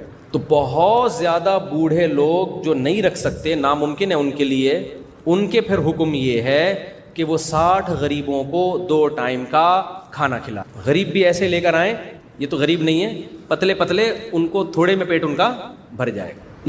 اس ٹائپ کے کتنے آدمیوں کو کھانا کھلا دیں؟ مذاق کر رہا ہوں, ناراض نہیں ہونا یار, کیونکہ میں نے ایسے بھی لوگ دیکھے ہیں کہ ایک آدمی 4 آدمیوں کا کھانا کھاتا ہے, ٹھیک ہے جی, تو لوگ سمجھتے ہیں کہ اس کو کھلانے میں 4 آدمیوں کا ثواب ملے گا, ثواب ایک ہی کا ملے گا. صحیح, تو بندہ دیکھ کے لے کر, بھائی ناراض نہیں ہونا, محبت کر رہا ہوں آپ سے. تو اب دیکھو اگر ایسا کیا ہے نا تو کتنے 60 روزے. اچھا بعض نوجوان یہ کہتے ہیں کہ ہم نے تو کئی روزے توڑے ہیں, ہم تو 60 رکھ کے پاگل ہو جائیں گے. تو بھائی جتنے بھی توڑ دیے نا، توبہ کرو، اللہ سے رو رو کے استغفار کرو اور ایک کفارہ ادا کر لو 60 روزوں. تو اللہ سے امید ہے انشاءاللہ وہ سب کی طرف سے کافی ہو جائے گا. دوبارہ اگر پھر روزہ توڑا تو پھر دوبارہ 60 رکھنے پڑیں گے. اب تک جو ہو گیا اس میں 60 رکھ لو. احتیاط تو یہی ہے کہ ہر الگ الگ رمضان میں جتنے توڑے ہیں تو الگ الگ کے 60. ایک ہی رمضان میں اگر کئی توڑے تو پھر تو سب کی طرف سے ایک ہو جائے گا کفارہ. لیکن الگ الگ رمضانوں میں اگر توڑے ہیں تو پھر الگ الگ کفارے ہیں. لیکن ایک قول یہ بھی ہے کہ جتنے بھی توڑے نا اب تک تو پنشمنٹ سب کی طرف سے کیا ہوگی؟ ایک ہی ہوگی. جیسے کوئی آدمی بار بار زنا کرتا ہے تو حد تو ایک ہی جاری ہوگی نا. یہ تھوڑی کہ پہلے پرانے والے زنا کے 100 کوڑے الگ لگائے، اگلے والے کے الگ لگائے تو اس کی تو کمر مارکیٹ سے کیا ہو جائے گی؟ شارٹ ہو جائے گی نا. وہ تو پھر بیوی کے قابل بھی نہیں رہے گا تھوڑے دنوں میں. تو جب ایک دفعہ جرم پکڑا جاتا ہے نا تو ایک ہی دفعہ میں سارے جرموں کی ہو جاتی. پھر سزا جاری ہونے کے بعد اگر دوبارہ جرم کرے گا پھر دوبارہ سے نئی سزا جاری ہوگی. جیسے کئی دفعہ چوری کی تو ہاتھ تو ایک ہی کٹتا ہے نا. تو بعض فقہا کی یہ رائے ہے کہ کئی رمضان کے بھی کئی روزے بھی کسی نے توڑ دیے تو جب سزا کے طور پر وہ 60 روزے رکھے گا تو ایک ہی دفعہ کے 60 روزے پچھلے تمام روزوں کی طرف سے کفارہ ہو جائے گا. تو اگرچہ یہ قول کمزور ہے لیکن اس سے گنجائش کا فائدہ اٹھایا جا سکتا ہے. آج کل تقویٰ للہیت مارکیٹ سے شارٹ ہے تو نہ کرنے سے بہتر ہے تو یہی کر لے یار. اللہ سے امید ہے اللہ قبول کر لے گا یہ بات. اچھا ایک بات ذہن میں رکھو، ہینڈ پریکٹس سے اگر کسی نے روزہ توڑا ہے تو اس سے روزہ ٹوٹے گا، شدید گناہ بھی ملے گا، لیکن اس میں صرف قضا ہے، کفارہ لازم نہیں ہے.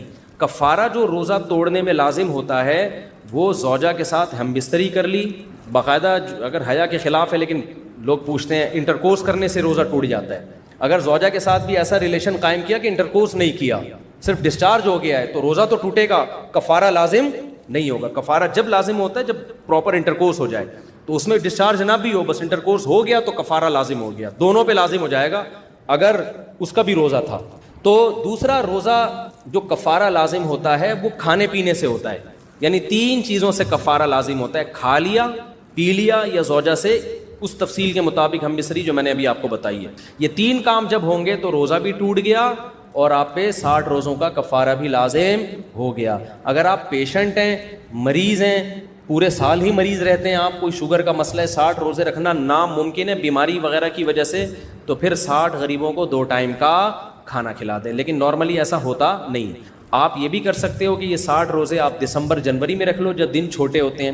اللہ نے آپ کو زیادہ پیسہ دیا ہے تو آپ ایسا کریں کہ سردیوں میں ناروے چلے جائیں، وہاں 60 روزے رکھ لیں. آپ 6 گھنٹوں کے 5 گھنٹوں کے روزے ہوں گے، کوئی بات نہیں، شریعت کی گنجائش سے فائدہ اٹھایا جا سکتا ہے. شریعت کے لاء کو بہرحال فالو کرنا پڑے گا. اور زیادہ آپ فنڈر بننے کی کوشش کر رہے ہیں تو گرمیوں میں آپ چلے جائیں ناروے، 22 گھنٹوں کے 60 روزے رکھ لیں، وہ آپ مر جائیں گے، مارکیٹ سے کیا ہو جائیں گے؟ شارٹ ہو جائیں گے. تو لیکن اللہ کی گنجائش سے فائدہ اٹھا سکتے ہیں آپ، سردیوں والے دنوں میں رکھ لیں. آپ سمجھتے ہو؟ تو یہ چند مسائل تھے بہت زیادہ ضروری. روزے کی نیت کیسے کی جاتی ہے؟ اگر سحری میں آنکھ کھلے تو روزے کا کیا حکم ہے؟ دیکھو، نفلی روزہ یا رمضان کے اندر رمضان کا روزہ، اس کے لیے آدھا دن گزرنے سے پہلے بھی نیت کر لینا کافی ہے. سحری میں آپ کی آنکھ نہ کھلی کوئی بات نہیں، جب آنکھ کھلے نیت کر لو میرا روزہ ہے آج. نصف النہار سے پہلے روزے کی نیت ضروری ہے. نصف النہار کسے کہتے ہیں؟ صبح صادق کا ٹائم اور غروب آفتاب کا ٹائم، اس میں جتنے گھنٹے بنتے ہیں نا اس کا آدھا، یعنی آدھا روزہ گزرنے سے پہلے آپ روزے کی نیت کر سکتے ہیں. آدھا دن سے بھی زیادہ گزر گیا پھر نہیں ہو سکتی. آپ صبح اٹھے، آپ کنفیوز تھے کہ یار ایکچولی میں آج روزہ رکھوں کہ نہیں رکھوں، چلو دیکھتے ہیں. اگر اچھا دن گزر گیا، افطاری سے 2 منٹ پہلے آپ نے کہا چلو میرا روزہ ہے. یہ نہیں ہوتا، ٹھیک ہے نا؟ تو یہ نہیں ہو سکتا. ہمارے نبی صلی اللہ علیہ وسلم گھر تشریف لاتے، امی عائشہ سے پوچھتے کچھ کھانے کو ہے؟ آپ فرماتی نہیں ہے. کہتے چلو پھر ہم نے کیا نیت کر لی روزے کی؟ بھائی کھانے کو تو ویسے ہی نہیں ہے تو ثواب تو لے نا نیت کر کے ہم. تو زوال سے پہلے تک، یعنی زوال نہیں، نصف النہار، زوال الگ چیز ہے، نصف النہار، نہار کہتے ہیں دن کو، تو دن کا آدھا، صبح صادق سے غروب آفتاب کے بیچ میں جو آدھا بنتا ہے نا، اس سے پہلے آپ نیت کر. لوگ سمجھتے ہیں زوال سے پہلے نیت، یہ خوب سمجھ لو، زوال سے پہلے نہیں، آدھا روزہ گزرنے سے پہلے آپ نیت کر سکتے ہو. رمضان کے فرض روزے کی بھی اور بعد میں نفلی. البتہ رمضان کے قضا روزے میں آپ کو صبح سے ہی سحری کے وقت ہی نیت کرنی پڑے گی. اور رمضان میں تو نیت کی ضرورت ہی نہیں ہوتی نا، مسلمان نے تو روزہ رکھنا ہی ہے تو نیت ہوتی ہے دل میں کہ روزہ رکھنا ہے ہم نے. رات کو آپ صبح سحری کا انتظام کر کے سوئے تو مطلب ہے کہ نیت ہی ہے نا، تو اس میں بس اتنا ارادہ کافی ہے کہ روزہ ہے کل ہمارا، بس یہی. اچھا، یہ جو دعا ہے وہ بھی صومی غدن نویت من شہر رمضان، یہ ایسی دعا ہے، اس کی کوئی ثبوت نہیں ہے، ٹھیک ہے، بس دل میں نیت کافی ہے. اچھا یہ بھی ذہن میں رکھو، اگر سحری میں آنکھ نہ کھلی تو لوگ کہتے ہیں شرعی عذر ہے کیونکہ ہم نے رات کو ڈنر بھی نہیں کیا تھا, صرف افطاری میں 2 پکوڑے چکھے تھے. اب چونکہ رات کو کھانا بھی نہیں کھایا, سحری میں آنکھ ہی نہیں کھلی, اب میں شرعی طور پہ معذور ہوں, میں روزہ نہیں رکھوں گا. تو سحری میں آنکھ نہ کھلنے سے آپ شرعی معذور نہیں بندے, چاہے رات کو ڈنر کیا ہو یا 2 پکوڑے کھائے ہوں یا نہیں کھائے ہوں. افطاری میں آپ نے کچھ بھی نہ کھایا ہو, پھر بھی سحری میں آنکھ نہ کھلی ہو اور پیٹ آپ کا کمر سے بالکل ایلفی کی طرح چپک گیا ہو, پھر بھی آپ کو روزہ چھوڑنے کی اجازت بولو نہیں, کیونکہ بھوک اور پیاس کی شدت یہ شرعی عذر نہیں ہے, یہ تو روزے کا تقاضا ہے. صرف آپ وہی بات ہے بیماری کا خطرہ, بیماری کا خوف, وہ ایک الگ, وہ اس میں آپ چھوڑ سکتے ہیں. سحری افطاری کا تعلق اذان سے ہے یا وقت دیکھ کر؟ بھائی اذان سے نہیں ہے, وقت سے. اذانیں آج کل وقت سے پہلے بھی ہو جاتی ہیں. آپ جو سحری اور افطاری کے نقشے ہیں وہ گھر میں رکھیں اور ان سے بھی احتیاطاً 2 منٹ کے بعد افطاری کریں, کیونکہ یقین نہیں ہوتا کہ سورج غروب ہو گیا ہے. نبی نے جلدی افطاری کا حکم دیا, لیکن اس کا یہ مطلب نہیں ہے کہ ابھی یقین ہی نہیں ہے سورج غروب ہوا بھی ہے کہ نہیں ہوا اور آپ کر لیں. جب 100% یقین ہو جائے. یہ کیوں بند ہو گیا؟ بس یہ ابھی ختم ہی کر رہا ہوں میں. ابے یار جلدی جلدی, بہت سارے سوال ہیں, کیا ہو گیا؟ 5 منٹ ہیں آپ لوگ کے پاس, 5-10 منٹ, یا تھک گئے بھائی؟ جلدی کھولیں اس کو, کیا ہو گیا؟ میرا بھی اصل سفر ہے تو میں بھی کفارہ نہیں.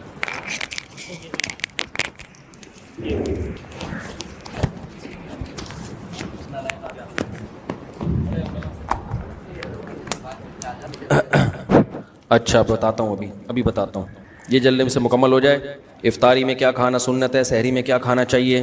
افطاری میں کھجور سے افطاری کریں اور سحری میں بھی کھجور کھائیں. ہمارے یہاں کھجوروں کو زیادہ لفٹ نہیں کرائی جاتی, حالانکہ کھجور بڑی خاندانی چیز ہے. آپ یعنی ایک اتنا سا لیں گے, پھر اس کے بعد ڈائریکٹ پکوڑوں پہ آ جائیں گے, ٹھیک ہے نا. تو کھجور کھائیں تمیز سے, سنت ہے. اچھا بھائی سحری میں کیا کھانا چاہیے؟ جو مرضی کھائیں, بس ڈاکٹروں سے پوچھ کے کھائیں, ٹھیک ہے نا, حکیموں سے پوچھ کے کھائیں. رمضان میں ذخیرہ اندوزی کے بارے میں ہمیں بتائے. قیمتیں بڑھائی جاتی ہیں, اس کا کیا وبال ہے؟ یہ گورنمنٹ کا کام ہے بھائی. تراویح میں دیکھ کر قرآن پڑھ سکتے ہیں, نہیں پڑھ سکتے. کیا مقتدی امام کے پیچھے تراویح میں قرآن دیکھ کر سن سکتے ہیں, نہیں سن سکتے. پھر دلائل بعد میں, ابھی بہت زیادہ ہو گیا میں, اور بھی دنیا میں غم ہے میرے. رمضان بغیر داڑھی والا ہو گیا رمضان, اس کو آپریشن کر دیا. اور کوئی رمضان سے متعلق مسئلہ پوچھنا ہے تو پوچھیں, پھر میں چھٹی کرتا ہوں. رمضان سے متعلق بس 2-4 سوال ہم لے لیتے ہیں, پھر باقی سوال بعد میں اگلے بلیٹن میں. 2 روزے کھائے پچھلے رمضان میں؟ کس نے کھائے؟ اچھا میں نے کہا شاید ہم نے بھی کھائے. اب رکھیں یار, بس رکھیں, جلدی سے قضا رکھیں, اگلے رمضان سے پہلے قضا کر لیں. اور چلیں آگے جی. ناک میں پانی ڈالا, حلق میں چلا گیا, یقین ہو گیا کہ گلے میں گیا ہے, پھر تو روزہ ٹوٹے گا, وہم سے نہیں ٹوٹتا. بعض لوگ ناک میں پانی ڈالتے ہیں, دماغ پہ چڑھ جاتا ہے, وہ اس سے بھی روزہ نہیں ٹوٹتا, لیکن یہ کام کریں نہیں, تھوڑا سا پانی ڈالیں ناک میں. اچھا یہ بھی ایک اہم مسئلہ ہے, روزے میں جب کلی کرتے ہیں نا تو ایک دفعہ تھوک پھینک دیں, بس کافی ہے. وہمی لوگ تھوک پھینکتے ہی رہتے ہیں, یوں کر نا جمع کر کہ کہیں ایسا نہ ہو کہ حلق. تو ایک دفعہ کلی کر کے تھوک پھینک دیا تاکہ تری ختم ہو جائے, اس کے بعد جو تری رہ بھی جائے گی وہ معاف ہے. وہمی نہ بنے کہ ٹیشو سے زبان کو صاف کر رہے ہیں. یہ لوگ میں نے دیکھا ہے وضو کر کے نا مسلسل تھوکتے رہتے ہیں بیٹھ کے, تو وہمی نہ بنو بھائی, نارمل زندگی گزارو. ناک کا بھی یہی رپورٹ ہے, یوں کریں بس. غسل کیسے کریں؟ جب حالت جنابت کا غسل کرنا ہو, جنابت کا غسل رمضان میں روزے میں, تو قلی کریں, منہ بھر کے, غرارے نہ کریں. منہ بھر کے قلی کرنے سے پانی حلق میں نہیں جاتا, غرارے کرنے سے جانے کا خطرہ ہوتا ہے. اور ناک میں پانی بھی آرام سے ڈالیں, ایک دم بہت زیادہ نہ کھینچیں, بس یہ نرم حصہ آرام سے گیلا ہو جاتا ہے. وہمیوں کا تو ڈبکی بھی لگا کے آ جائیں گے, گیلا نہیں ہوگا. میں نارمل لوگوں کی بات کر رہا ہوں. اور کوئی مسئلہ روزے سے متعلق؟ اگر حلق میں پانی چلا گیا تو روزہ ٹوٹ جائے گا بھائی. ٹوتھ پیسٹ روزے کی حالت میں نہیں کر سکتے, جائز یعنی مکروہ ہے, ناپسندیدہ ہے, روزہ نہیں ٹوٹے گا. مکروہ اور ناپسندیدہ اس لیے ہے کہ اس کا غالب گمان ہوتا ہے حلق میں ذرات پہنچنے کا, تو روزہ توڑنا بھی جائز نہیں, ایسا کام بھی جائز نہیں کہ روزہ توڑنے کے آپ خطرہ ہو. پھر بھی کوئی بہت احتیاط سے کر رہا ہو یا اسمیل بہت آ رہی ہو تو پھر ایک مجبوری ہے, لیکن مسواک کرو نا, آرگینک چیز ہے, فائدہ مند چیز ہے. مسواک کرنے میں اگر بالفرض خدا نخواستہ کوئی ذرہ حلق میں چلا بھی گیا تو اس سے روزہ نہیں ٹوٹتا. سمجھتے ہو نا, جان کر نہ لے کے جاؤ کہ مسواک ہی کھانا شروع کر دیا آپ نے کہ یار چلو کچھ تو کھائیں. جی ٹریڈنگ کی غرض سے روزے میں سوئمنگ کرنی پڑ جائے تو منہ باہر رکھ کے کرتے رہیں, یا منہ اندر لے جائیں, پانی حلق میں نہ لے کے جائیں. لیکن ایسا کام روزے میں کرنا کہ اتنی شدت سے روزہ رکھے کہ توڑنے کا خطرہ ہونا شروع ہو جائے, نہ کریں نا. آپ افطاری کے بعد سوئمنگ کر لیں, بہرحال جائز ہے, سوئمنگ بھی کر سکتے ہیں, جاگنگ بھی. ہم جب بچپن میں گرمیوں کا روزہ تھا, ہم روزہ رکھ کے صبح کرکٹ کھیلتے تھے, ایسے پاگل تھے ہم لوگ. اسٹیمنا تھا بھائی, آج کل کے لونڈے لپاڑوں میں اسٹیمنا ہی نہیں ہے.